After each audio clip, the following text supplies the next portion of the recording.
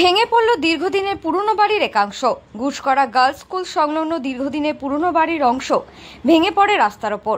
বাড়ির বর্তমান অবস্থা যে কোনো মুহূর্তে গোটা বাড়ি ভেঙে পড়তে পারে এই আশঙ্কায় প্রশাসনের পক্ষ থেকে সামনে যাতায়াতের রাস্তা পুরোপুরিভাবে বন্ধ রাখা হয়েছে।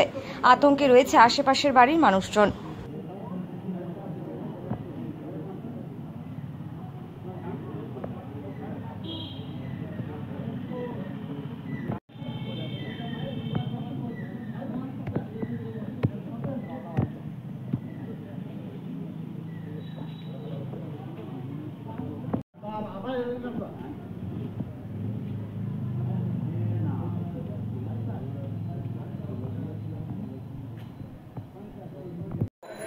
কাকা এই যে